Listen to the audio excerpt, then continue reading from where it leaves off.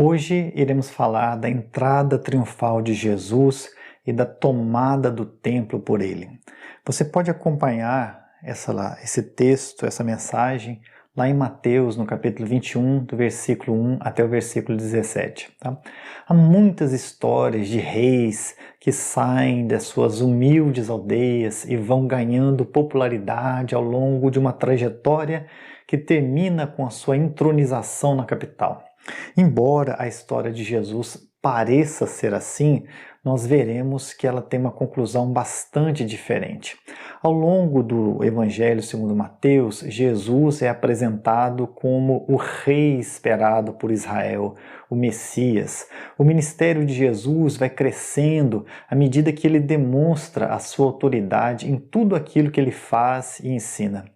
O alcance desse ministério ele também se multiplica à medida que Jesus vai enviando os seus apóstolos para espalhar as boas novas do Evangelho.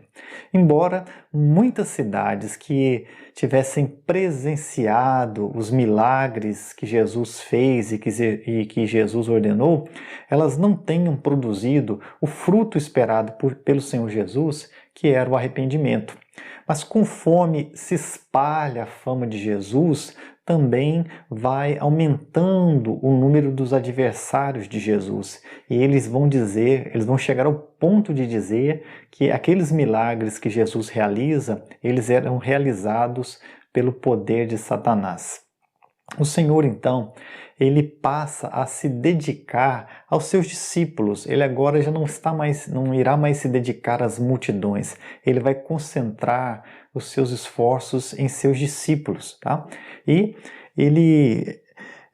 há um momento em que Jesus pergunta aos seus discípulos: quem dizem as pessoas que eu sou? E Pedro, fazendo a confissão messiânica em nome dos outros discípulos, dirá ao Senhor Jesus: olha, uns dizem que tu és o João Batista que ressuscitou dos mortos, um dos profetas, que tu és Elias.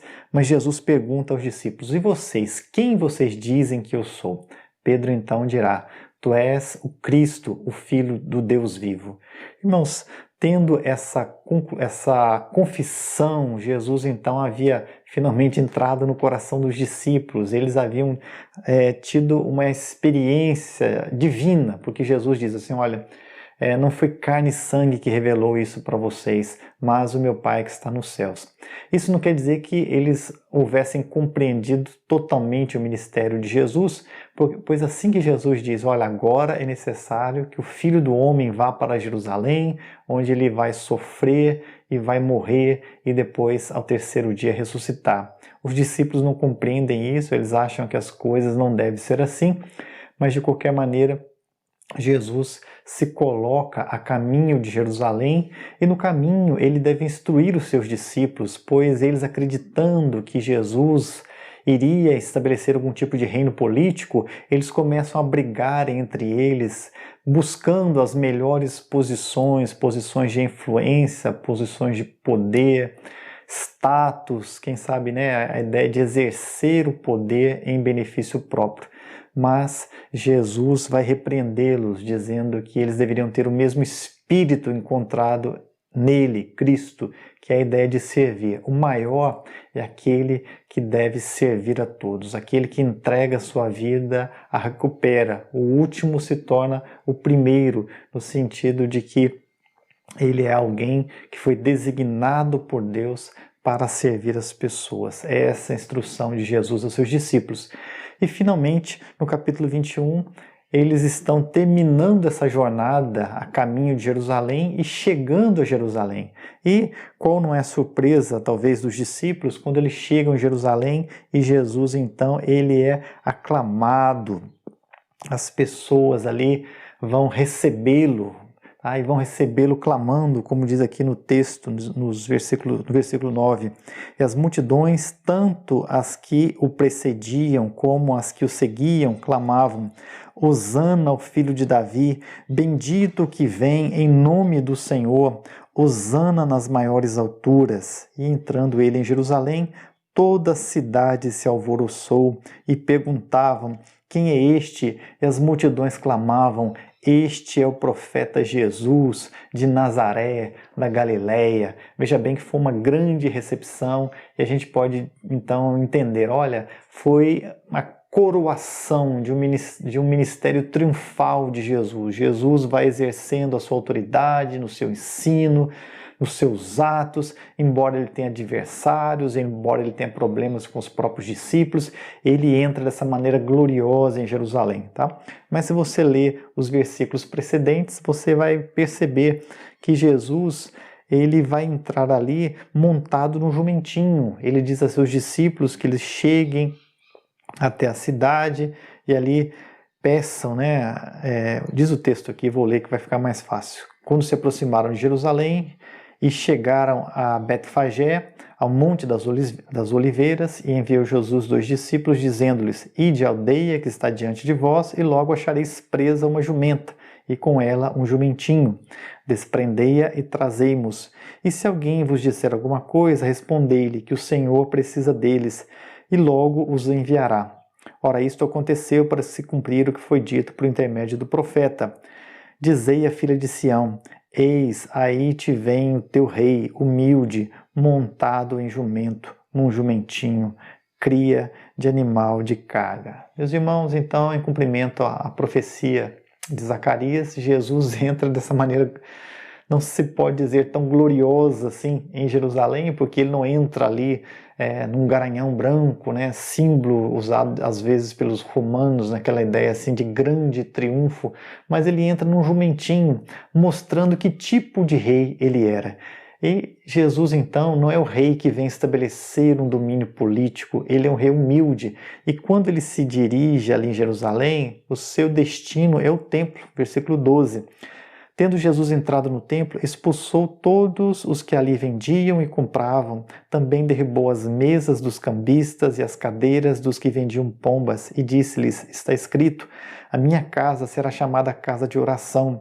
Vós, porém, a transformais em covil de salteadores. Ora, por que Jesus vai fazer isso? Tá? Porque para Jesus o que importa não é estabelecer um reino político, mas estabelecer um reino espiritual, um reino de adoração. E é por isso que ele vai ao templo. O templo tinha várias divisões. Havia o chamado Santo dos Santos, que era onde apenas o sumo sacerdote podia entrar uma vez por ano para ali oferecer um sacrifício em favor de todo o povo. Havia a área que era o santo lugar onde onde os sacerdotes ofereciam sacrifícios. E havia o átrio dos judeus e dos gentios, a parte onde os judeus que não eram sacerdotes tinham acesso, e uma área mais ampla ali talvez, onde os gentios também podiam adorar a Deus, o Deus de Israel. Ora, justamente nessa área dos gentios ficavam ali os animais que seriam comprados e vendidos para o sacrifício. Havia também um controle de qualidade. Os sacerdotes tinham que examinar o animal e ver se ele passava nesse controle de qualidade. Geralmente não passava, de maneira que o ofertante tinha que comprar um animal do sacerdote. E é lógico que esse animal gabaritado, com selo de qualidade, ele custava bem mais caro, de maneira que enriquecia os saduceus, os sacerdotes. E esses animais que às vezes eram trazidos pelas pessoas mais simples, eram comprados pelos sacerdotes, tá? E dizer, olha, ele não passa no controle de qualidade, mas se você quiser vender para mim, para você não ter que voltar com ele para casa, eu compro. Aí comprava bem baratinho, aí depois ele era revendido para alguém que precisava de um animal para oferecer o sacrifício, e agora ele tinha um selo de qualidade, um selo de aprovação. Tudo isso gerava muito dinheiro.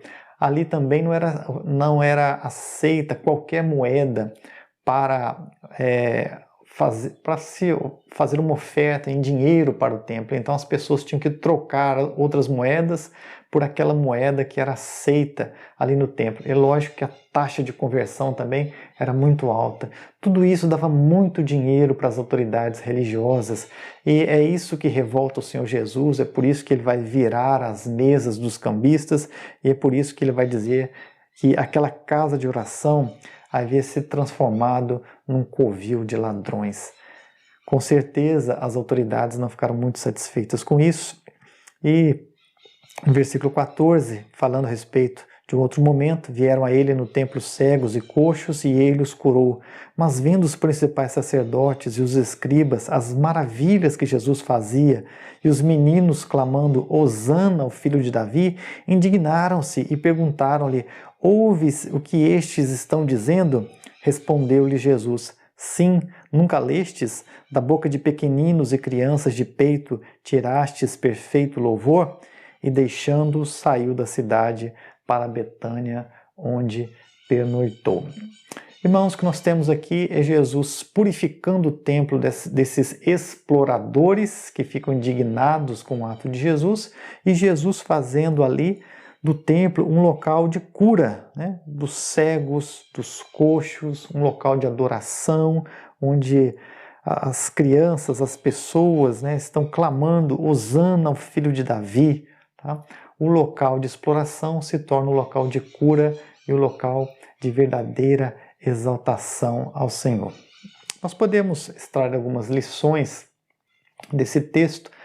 A primeira lição é que as pessoas gostam de controlar e de serem controladas. Elas querem, de uma maneira, né, se livrar do Império Romano, como diz aqui o texto, né, o que está implícito no texto, que elas querem se livrar do Império Romano para que seja estabelecido um império pelo Messias, um Messias político que vai chacoalhar o Império Romano e vai estabelecer um reino político no seu local, em seu lugar.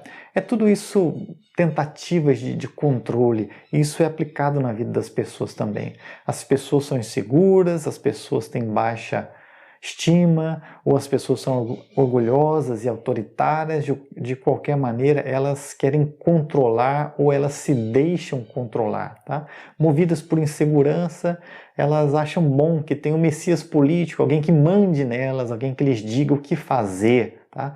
Mas o reino de Jesus é de outra natureza. Às vezes, movidas por uma baixa estima, elas não se acham boas o suficiente, elas não acham que são dignas de serem amadas, então elas permitem que pessoas tomem conta, controlem a sua vida. Ou algumas pessoas são simplesmente orgulhosas, elas se acham boas demais, elas acham que elas têm o direito de controlar a vida dos filhos, da esposa, do marido, de controlar a família. De qualquer maneira, as pessoas gostam disso, de controlar ou de serem controladas. Muitas não estão prontas para um reino de Jesus que vem reinar nos corações. Ele não vem dominar a vida das pessoas, estabelecer um sistema de controle, mas vem transformar corações. Jesus, ele é aquela pessoa que vem purificar a religião. E essa é a segunda lição. Jesus vem purificar a religião que se aproveita da fé para dominar e lucrar sobre as pessoas. Irmãos, a ignorância, o medo e a culpa, elas produzem muitos consumidores. Há muita gente que tem uma excelente formação acadêmica, mas com relação às coisas espirituais, elas são ignorantes, elas são movidas pelo medo, o medo do inferno, o medo de Deus, ou pela culpa, tendo consciência de seus erros, elas querem se redimir de seus erros de alguma maneira, aí se voltam para a religião, que acaba dessa maneira também as controlando. Mas Jesus é aquele que vem e purifica o templo. Ele vai expulsar aqueles que querem se aproveitar da fé das pessoas, daquelas pessoas que querem fazer comércio com base na ignorância, no medo e na culpa. Jesus é aquele que transforma um local de exploração em um local de cura, um local de adoração. Jesus, ele, uma vez que ele habita no coração das pessoas, porque Jesus habita no templo, né? Quando Jesus entra em Jerusalém, ele entra no templo, mas o templo já não existe mais, mas os corações continuam existindo, é nos corações que Jesus habita, e é no coração que ele faz a sua obra de purificação, de perdão dos pecados, de transformação, de uma nova mentalidade, de um novo curso. Jesus cura. E uma vez que Jesus cura, Ele também estabelece a adoração.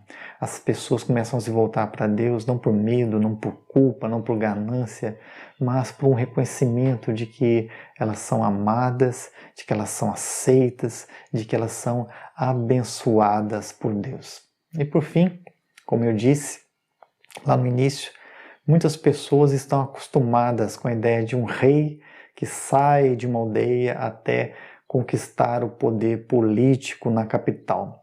Jesus, pelo contrário, é o Rei, o Messias, o Filho de Deus, que nasce sim em uma família humilde e de fato vai ampliando o seu ministério até ser recebido com júbilo na capital. No entanto, a sua entrada triunfal se dá ali no jumentinho, mostrando que ele é um rei diferente, tá?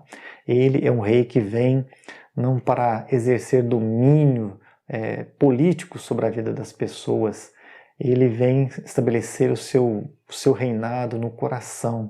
Ele purifica o local de adoração e dali faz um centro que irradia cura e louvor ao Messias de Deus.